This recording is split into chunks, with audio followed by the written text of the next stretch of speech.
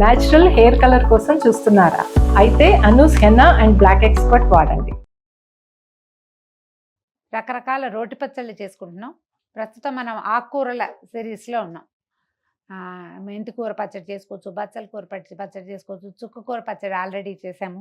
అయితే ఇదిగోండి ఇవాళ బచ్చల కూర బాగా వెరీ రిచ్ ఇన్ ఐరన్ అట. ఐరన్ ఎక్కువగా ఉంటుంది బచ్చల కూర. అయితే దీన్ని చాలా ఎక్కువగా రోజువారీ తినకూడదని అంటుంటారు కొంతమంది పెద్దవాళ్ళు చెప్తారు. వారానికి ఒకసారి బచ్చల కూర తినచ్చు. కందా బచ్చల కూర చేసుకోవచ్చు, బచ్చల కూర పప్పులో వేసుకోవచ్చు, మజ్జిగ పులుసులో బచ్చల కూర వేసుకోవచ్చు. ఇందులో మనకి తీగ బచ్చలి, మట్టు బచ్చలి అని 2 రకాలు కనపడతాయి. ఇది తెల్లగా ఉంది, ఎర్రగా ఉన్న వెనకాల భాగం ఎర్రగా ఉండేది కనపడుతుంది కదా, పుల్ల బచ్చలు అంటారు.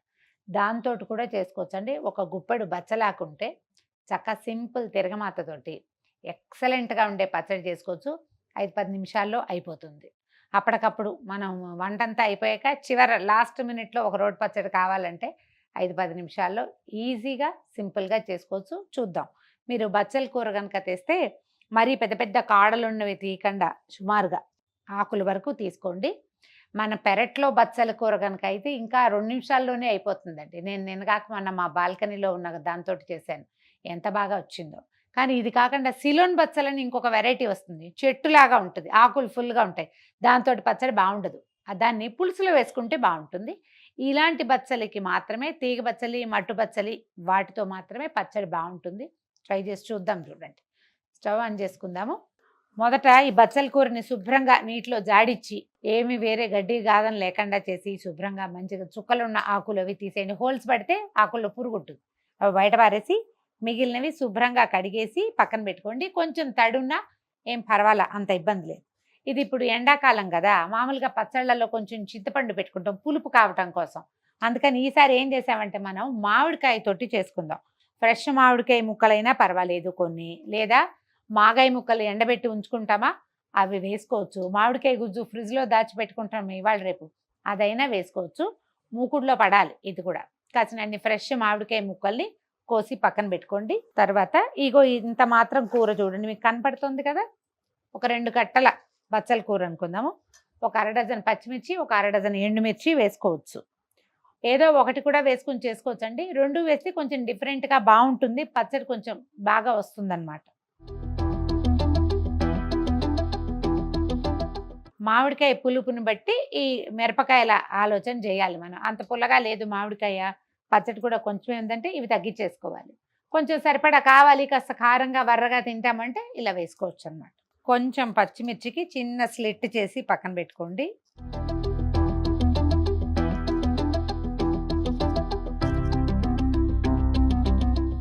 మూకుడు వేడెక్కనిచ్చి 1 స్పూను నూనె వేద్దాము. ఇది తిరగమాతకే అన్నమాట. నూనె కాగాక ఒక చిన్న స్పూను కొంచెం అన్ని మెంతులు, ఊరికే పచ్చళ్ళల్లో బాగుంటాయండి. మెంతులు వేగాక 1 స్పూను ఆవాలు, తర్వాత ఒక చిన్న స్పూను ధనియాలు,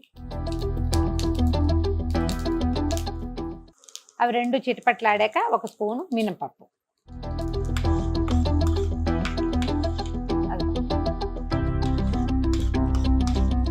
అవేమో కనపడి వస్తాయి వాటి దుంపదేగా. ఒక చిటికెడు ఇంగు వేద్దాము. తర్వాత ఒక 5-6 ఎండుమిర్చి,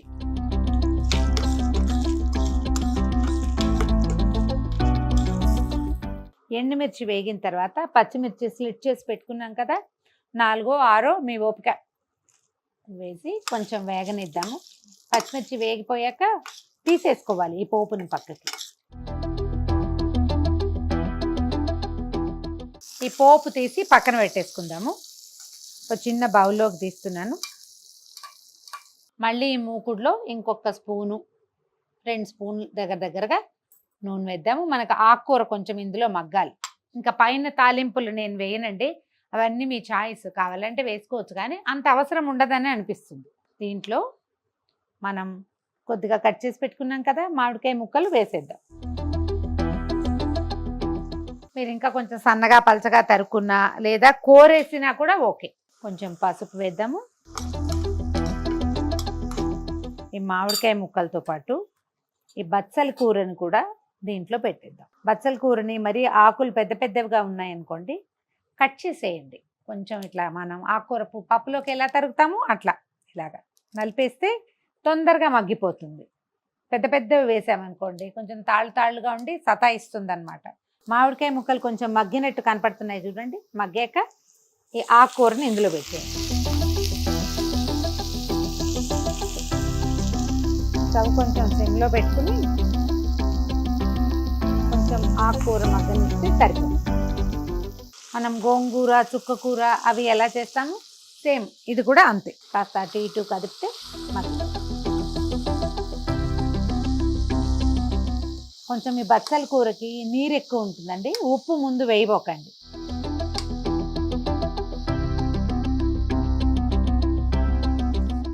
కొద్దిగా ఫ్లేమ్ పెంచితే సరిపోతుంది. చెక్క మగ్గిపోతుంది. ఆకుకూర దగ్గరగా మగ్గిపోయింది చూడండి. మనం ఇంచుమించుగా వేసిన నూనె మెరుస్తోంది దీని మీద. కొద్దిగా సిమ్లో ఉంచి 2 నిమిషాలు కాడలు ఏమైనా అలాగే ఉండిపోయినాయేమో చూసి ఆపేసేయండి. చాలు. స్టవ్ ఆపేద్దాము. ముక్కలు మగ్గినాయి, ఆకుకూర మగ్గిపోయింది. ఈ నీరు ఎగిరిపోయేదాకా ఉంచితే పచ్చడి బాగుంటుంది, వాటరీగా ఉండదు. తర్వాత ఇంకో 2 పూటలు నిల్వ ఉంటుంది. ఎండాకాలం ఏ పచ్చడైనా రేపొద్దుటికి మాత్రం ఉండదండి. ఇది ఆ రోజుకి ఆ రోజే, పొద్దున సాయంత్రం అంతే పచ్చడి. మనం కొంచెమే చేసుకుంటున్నాం కదా. ఇది చల్లారి లోపల మనం ఇందాకటి పోపుని మెత్తగా నున్నగా నూరేసుకుందాము. నేను నున్నగా అంటున్నానండి, చాలామంది నున్నగా అనకూడదని చెప్పారు నాకు.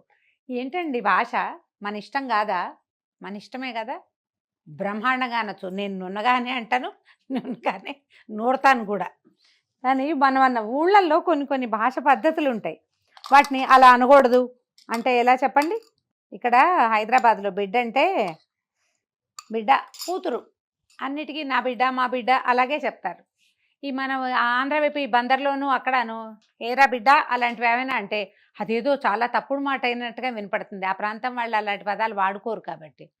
ఇక్కడ మరి మంచి పదం కదా, బాగున్నావు బిడ్డ అని ఎంత ప్రేమగా అడుగుతారో ఇక్కడ. మరి మీరు మా మాటల్ని కాదంటే ఎలా చెప్పండి? ఇప్పుడు దీన్ని నున్నగా నూరేసుకుందాం మనం.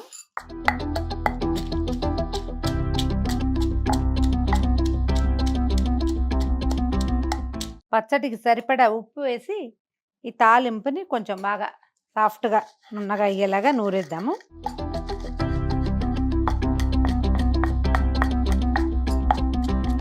ఈ పచ్చళ్ళల్లో నుండి ఒకటి చెప్పాలనుకుంటా ఇప్పుడు నేను. ఒక చిన్న బెల్లం ముక్క వేసుకోవాలి, చాలా చిన్నది. ఇప్పుడు మనం మామిడికాయ వేసాం కాబట్టి పెద్దగా బెల్లం అక్కర్లా. కానీ మనం చింతపండు కానీ చింతకాయ తొక్కు, చింతకాయ పచ్చడి, పాత చింతకాయ ఉంటుంది, అది కూడా పెట్టుకోవచ్చు పచ్చళ్ళల్లో. వాటికి ఒక చిన్న బెల్లం ముక్క కనుక వేస్తే తీపి వేసామని తెలీదు, పచ్చడికి మంచి కమ్మదనం వస్తుంది. స్వీట్గా చేసుకోమని కాదు నా ఉద్దేశం. ఇంతదే ఒక బుజ్జి ముక్క బెల్లం ముక్క వేస్తే ఎక్సలెంట్గా ఉంటుంది. మరి పంచదార వేయకూడదు, బెల్లమే బాగుంటుంది.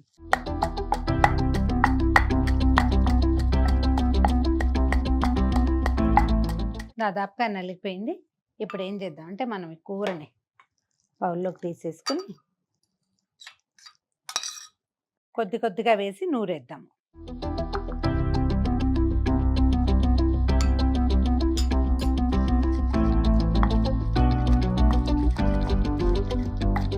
మామిడికాయ ముక్కలు కొంచెం పెద్దవైతే కాస్త గట్టిగా చితకొట్టేయండి, చిన్నవైతే కలిసిపోతాయి అవి.